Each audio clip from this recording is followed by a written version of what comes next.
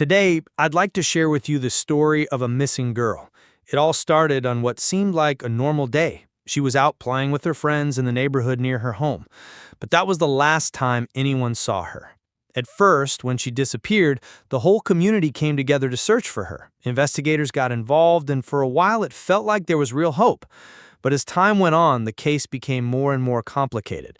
What started as a search turned into one of the most difficult investigations in recent years. And believe it or not, this case became one of the most talked about missing persons cases in the entire state of Florida. I want to take you back to the year 1998 in Jacksonville, Florida, the most densely populated city in the state. At that time, an 8-year-old girl named Maddie Clifton lived there with her loving family. Her father was named Steve, her mother Sheila, and she had an older sister named Jessie, who was just 2 years older, around 10 years old at the time. Maddie and Jessie were incredibly close. They weren't just sisters, they were best friends, the kind who did everything together, from playing with toys to dancing and inventing imaginative games. Wherever one was, the other was usually right there beside her. Maddie was a bright and cheerful little girl. She had a bubbly personality and an infectious smile. One of her favorite things in the world was dancing. She loved it so much that she would often pull Jessie in to dance with her, even though Jessie didn't quite have the same rhythm as her little sister. Maddie was also creative and full of imagination. She loved coming up with new ideas, dreaming big, and had a deep love for music. She was the kind of child whose energy could light up a room. Maddie Clifton was a little girl who had a deep love for music, especially the piano. She practiced every single day for about 20 minutes, without fail. It was part of her daily routine, something she enjoyed and took seriously. But music wasn't her only passion. Maddie also loved to dance, and she was a big fan of sports. Her favorite games were soccer and hockey, and despite her small frame, she played just as well as any of the boys. November 3rd, 1998. That day started off like any other. Maddie went to school and came home as usual. She sat at the piano and practiced for 20 minutes, just like always. After she finished, she asked her parents if she could go outside and play with her friends. Her neighborhood was familiar and safe, the kind of place where everyone knew each other. Maddie walked out and started knocking on the doors of her friends' houses, but many of them weren't home that day. Eventually, a boy from a nearby house, not someone she was particularly close to, came out to play with her. Still, the two of them played happily and decided to hit a few balls around with a golf club in the yard. After a while, they ran out of golf balls. Maddie offered to run back home and grab some more, but she never came back. Time passed. The other kids assumed maybe it was dinner time at Maddie's house, so they all went home, thinking nothing of it. But by around 6 p.m., Maddie's parents began to worry. It had been too long, and their daughter still wasn't home. They asked Jessie, Maddie's older sister, to ride her bike around the neighborhood and look for her. Jessie called Maddie's name as she biked down every street, but there was no sign of her anywhere. No one had seen her. Scared and confused, Jessie rushed home and told her parents everything. Realizing their daughter had vanished without a trace, Maddie's parents called the police immediately. Authorities arrived soon after and began a massive search operation combing through every part of the neighborhood to find out what happened to little Maddie. After Maddie was reported missing, both the police and local residents jumped into action. The entire community came together, determined to find the missing 8-year-old girl as quickly as possible. Within just the first 2 days, over 1,000 volunteers joined the search. They combed through the entire neighborhood and surrounding areas, street by street, yard by yard. But despite their efforts, there was no sign of Maddie. No clues, no trail. Nothing that could tell them where she might have gone. So the investigation had to go deeper. Police began interviewing neighbors and potential witnesses. Most people said they hadn't noticed anything unusual that day. Some hadn't seen Maddie at all. But a few residents confirmed that they did see her playing golf with another neighborhood boy around 30 minutes before she disappeared. That detail raised serious questions. The neighborhood Maddie lived in was a closed residential community. The houses were close together and everyone knew each other. If a stranger had come into the area, or if an abduction had taken place, Someone should have seen something, but no one did. That's when investigators began to suspect the person responsible might not be a stranger at all. It could be someone from within the neighborhood. With that chilling realization, the police shifted their focus. They began background checks on everyone in the area, looking for any past criminal activity, anything that might suggest someone was hiding something. Most residents had clean records, but one man in particular stood out. His name was Larry Grissom, a 45-year-old man who lived just 3 houses down from Maddie's family. On the surface, Larry seemed like a normal, quiet guy. But when police dug into his past, they discovered something alarming. Years ago, roughly 15 to 20 years earlier, he had been accused of sexual assault. The case didn't move forward due to lack of evidence, and Larry had lived quietly ever since. But his past couldn't be ignored. And for investigators, it raised a troubling question. Could someone from Maddie's own neighborhood, someone she may have trusted, be responsible for her disappearance? Although police grew increasingly suspicious of Larry Grissom, the 45-year-old man who lived just 3 houses down from Maddie, they still couldn't pin anything on him. Years ago, Larry had been accused of sexual misconduct, though the charges didn't stick due to a lack of evidence. But that history was enough to raise red flags, especially considering he was among the kids Maddie had played golf with on the day she vanished. Larry told investigators that when Maddie said she was going home to grab more golf balls, he simply waited, and she never came back. Even though Larry insisted he had nothing to do with her disappearance, police weren't convinced. They brought him in for further questioning and had him take a polygraph test. The results? Inconclusive, with signs of possible deception. It suggested Larry might have been hiding something. Still, Larry maintained his innocence, and so officers requested to search his home for any signs of Maddie or related evidence. The search turned up nothing. No trace of Maddie, no suspicious items, nothing illegal. In fact, many people in the neighborhood came to Larry's defense. They said he was always nearby, quietly watching the children play, not in a creepy way, but as a watchful adult, someone parents actually felt safer having around. Despite the troubling polygraph and his past allegations, there was no solid evidence. Eventually, Larry Grissom was cleared as a suspect. But then, a new lead emerged. During follow-up interviews, a young boy named Joseph told investigators something unexpected. He claimed that on the day Maddie disappeared, he had walked home with her to get the golf balls. When they arrived, Maddie went upstairs alone to find them. Joseph stayed downstairs, waiting. But Maddie was taking a while, so Joseph said, "I'm gonna go back and play with the others. If you find the golf balls, just come join us." They parted ways. At that same time, Jessie, Maddie's older sister, was downstairs practicing the piano. She remembered hearing Maddie upstairs moving around, searching for something. Then, shortly after, she heard the front door open. Maddie walked out of the house and vanished, without a word, without a scream, without a single witness. The distance between her home and the area where the kids had been playing? Just 3 houses away, that's all. And yet, no one saw anything. No one heard anything. She had simply disappeared, right in front of an entire neighborhood. The original suspect had been ruled out. There were no new clues, and the case had grown darker, more confusing, and far more chilling. An 8-year-old girl had vanished in broad daylight, right under everyone's nose. Days passed, and still there was no sign of Maddie Clifton. No clues, no breakthroughs, no answers. The investigation was starting to hit a dead end. And with the pressure mounting, local authorities made a critical decision. They brought in the FBI. To ensure the safety of Maddie's family, especially her sister Jessie, 2 police officers were assigned to stay outside the Clifton home 24 hours a day. Investigators feared that if this was an abduction, the suspect might try to strike again. Why the urgency? Because in missing child cases, time is everything. The first 6 hours offer the highest chance of saving the child. After 12 hours, that chance drops by half. After 24 hours, the odds of survival fall sharply.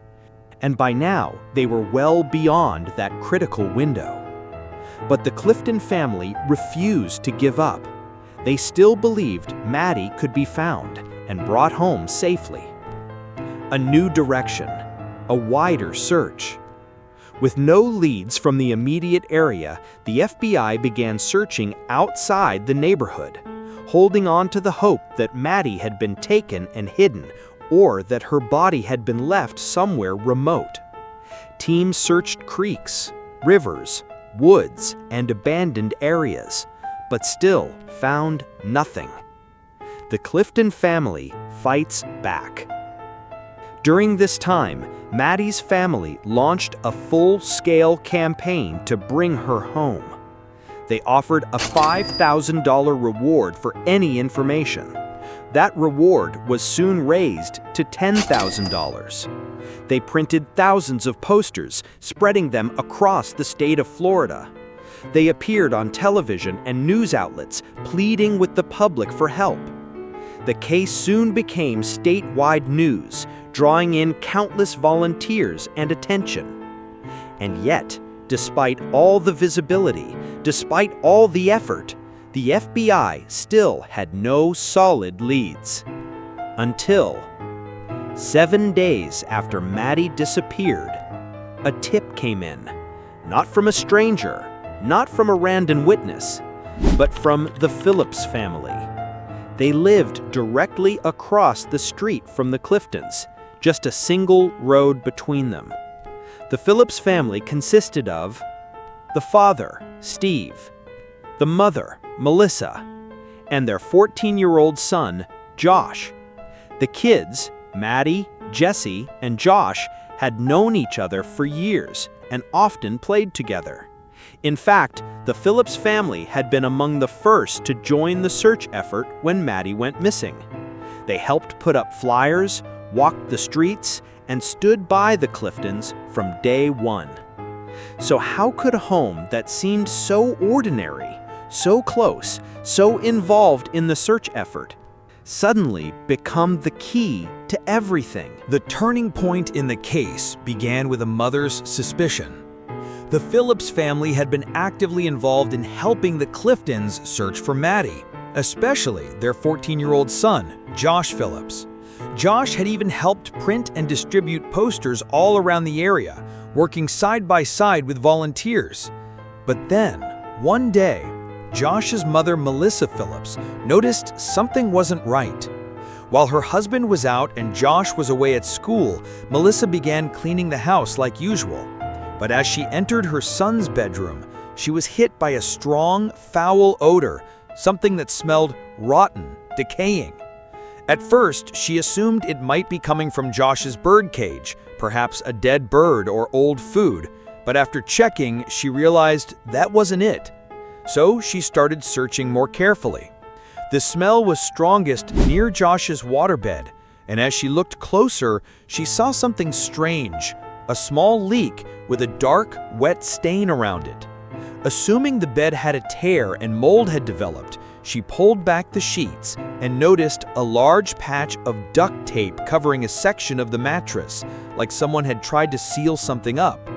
When she peeled it back further, she found a sock jammed into a gap in the frame. But the sock wouldn't come loose, as if it were caught on something inside. She grabbed a flashlight and shined it under the bed. And that's when she froze. There, under her son's bed, was the body of 8-year-old Maddie Clifton, the little girl who had been missing for over a week. From neighbor helping the search to mother of the prime suspect, Melissa was in shock. She couldn't believe what she was seeing.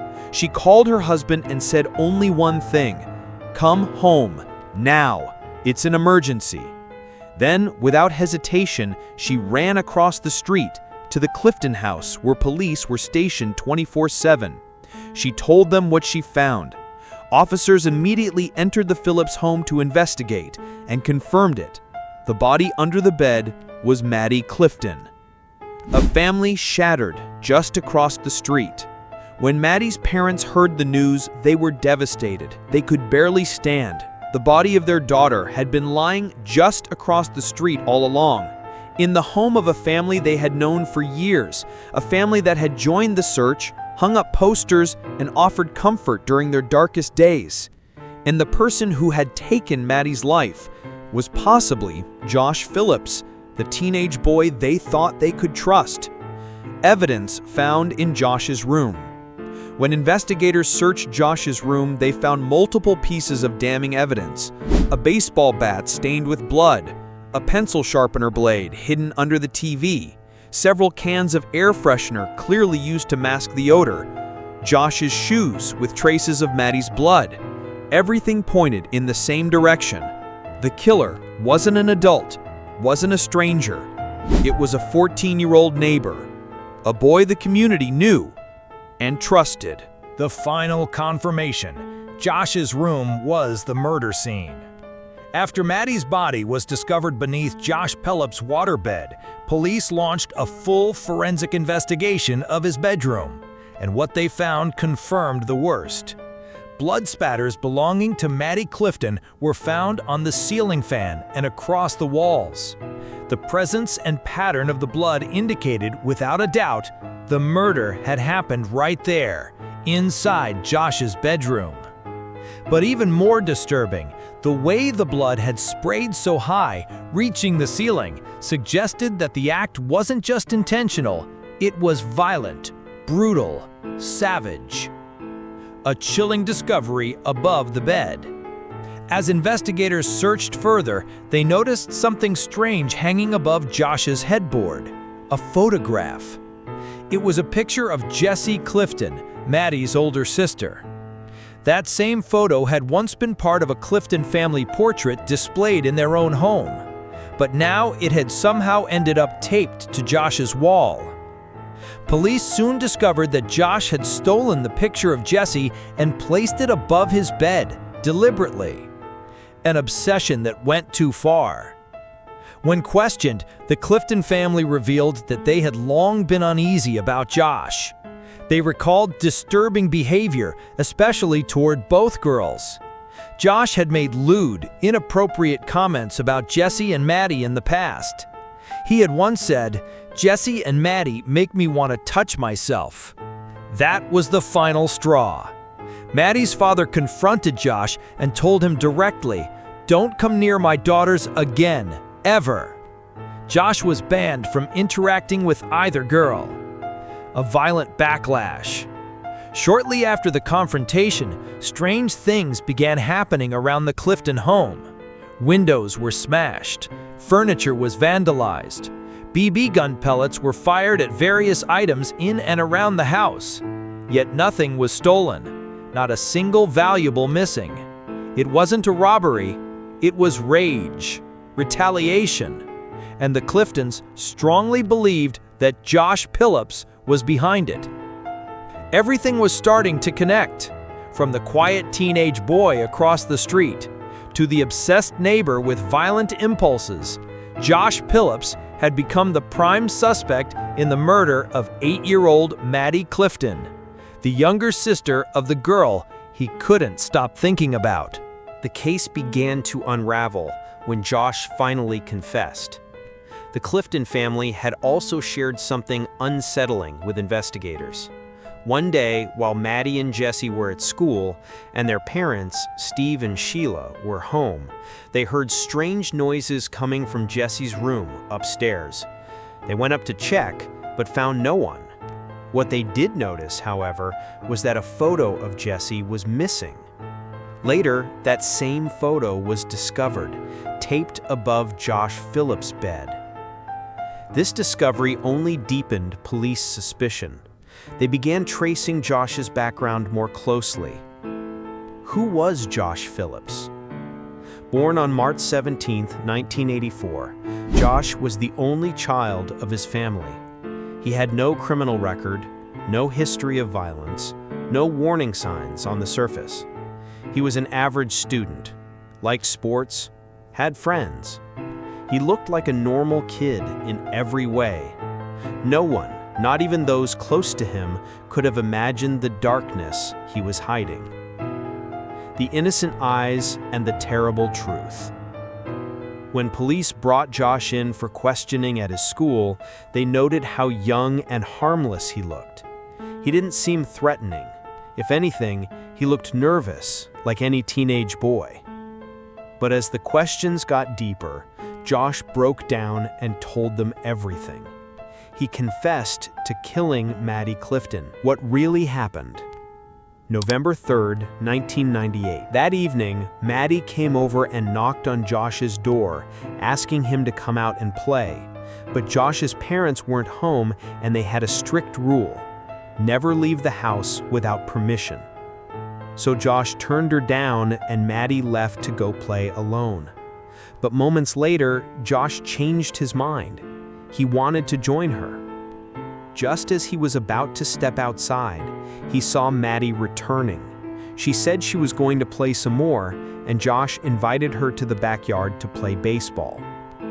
From accident to panic, Maddie pitched the ball. Josh swung hard. And then it happened. The baseball struck Maddie directly in the face, hitting her eye and forehead with full force. She collapsed, screaming in pain, bleeding and sobbing uncontrollably. Josh froze. He panicked. He rushed over to her and told her to be quiet, terrified that someone would hear. But the more he begged, the louder Maddie cried. And that's when he remembered. Maddie's father had explicitly warned him to stay away from Maddie and Jesse. If something happened to Maddie, even if it was an accident, Josh feared he would be blamed or even kicked out of his home by his strict father. Blinded by fear, he made a terrible decision. He picked Maddie up and carried her into his bedroom. And on that bed, in that room, a tragedy unfolded. Josh's version of events and the darker truth beneath. According to Josh Phillips' confession, the killing of Maddie Clifton was a tragic accident. He claimed that while the two were playing baseball in his backyard, he accidentally hit Maddie in the face with a baseball. She began crying loudly, and fearing his parents' wrath, especially since he'd been banned from playing with her, he panicked. To silence her, he said, he struck her in the head twice with a baseball bat, rendering her unconscious. He then dragged her body into his bedroom and shoved her under his waterbed, trying to hide what he had done. But what investigators found later would reveal a story far more disturbing and far more violent. The autopsy, a story Josh didn't tell. When Maddie's body was examined by the medical examiner, several findings directly contradicted Josh's account. Ligature marks were found around her neck, consistent with strangulation by a cord or wire. She had been stabbed multiple times, including in the neck, in what appeared to be attempts to ensure her death. Her clothing had been removed. Her shirt was pushed up around her neck, and her pants, underwear, and shoes were taken off. Moreover, forensic experts concluded that the stabbing occurred while she was undressed, as her shirt showed no signs of tearing or knife damage. It wasn't just a moment of panic, it was brutal, prolonged violence. What police believe really happened. Based on physical evidence and forensic analysis, detectives pieced together a far more horrifying version of events. Josh brought Maddie into his bedroom. As she continued to cry, he attempted to strangle her with a wire, but failed. He then struck her in the head with the bat, knocking her unconscious, and pushed her under the bed. But Maddie was still alive. From beneath the bed, she moaned and cried for help. Josh didn't respond. Instead, after her voice went quiet, he pulled her out, took a folding knife, and stabbed her repeatedly, 11 times, including deep wounds to the neck. Then he hid her body under the waterbed once again, and for the next 7 days, Josh lived in the same room, with her corpse just inches away. A disturbing discovery on his computer. Further investigation revealed that Josh had watched violent pornography both before and after the murder, including on the day Maddie died. This raised more questions about motive and intent. The Clifton family's theory, this was no accident. Maddie's parents never believed Josh's version of events. They offered several reasons why they believed the crime was premeditated. Maddie's father had explicitly forbidden her from playing with Josh, and Maddie was known to strictly follow rules. The Phillips' backyard was far too small to play baseball in, making Josh's claim questionable. Maddie's friend had testified that she was going to borrow golf balls from Josh's house, suggesting he may have lured her in. The state of Maddie's clothing and the fact that she was undressed before being stabbed suggested an attempted sexual assault. Maddie's visible defensive wounds implied she had fought back. All of these signs pointed toward planned attack, not a panicked mistake. Josh Phillips, a 14-year-old boy, had committed a crime so violent, so calculated, that it shattered a neighborhood's sense of safety and forever destroyed a family. After caning Maddie with a baseball bat, George was terrified that if the truth came out, his parents would punish him severely. He therefore decided to conceal Maddie's body and keep the matter a secret. Later, the police investigated and found that before the incident, George had been watching child pornography, which aroused him. Just then, Maddie came to borrow a golf ball. George lured Maddie into his room and attempted to sexually assault her, but Maddie resisted. George then struck her on the head with a baseball bat until she lost consciousness. Afterward, George returned to watching pornography, which aligned with the evidence the police later found that he had watched it again after the crime. Although the details of the case differed, the conclusion was that George had coldly murdered and concealed Maddie's body. He even pretended to help Maddie's family search for her, all while knowing her body was under his bed the entire time. Ultimately, Joshua Farrell, or George, was arrested for the murder of Maddie Crystal and was found guilty. During the trial, the jury had never heard the details of the case before to ensure the fairest possible verdict. Even though it took a very long time to find jurors who were unfamiliar with such a famous case, George was ultimately found guilty of Maddie's murder and sent to prison immediately without the possibility of appeal. At the same time, questions were raised about the appropriateness of a sentence as harsh as an adult's, given that George was only 14 years old. Evidence was presented that George could have saved Maddie's life several times because she didn't die instantly, but he refused to help at all, which revealed his psychological state. Had George been over 18, he could have been sentenced to death. During the trial, the reasons for George's crime were analyzed. Some believed it might have stemmed from his own psychological state, or perhaps because he was in love with Jessie, but was unrequited.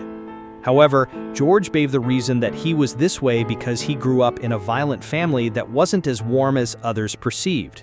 His father was an alcoholic with a violent temper, which made him feel pressured and afraid of being harmed if he made a mistake. After being imprisoned, George changed completely. He had good behavior, studied hard, and worked until he was selected as a model inmate. He converted to Buddhism and continued to receive therapy from a psychiatrist, eventually studying to become a paralegal and using his knowledge to help fellow inmates get their sentences reduced. In 2008, 10 years after the incident, George wrote a letter of apology to Maddie Crystal's family, saying that he felt genuine remorse and sorrow for his past crime. However, Maddie's family refused to meet George, except for Jessie, Maddie's sister, who requested a meeting. George, however, did not meet with Jessie because his new legal team advised against it. Although George appealed several times, with his lawyer arguing that it was inappropriate to sentence a 14-year-old child as harshly as an adult, the court ultimately denied all motions. George was thus required to continue serving his sentence, and the case was officially closed.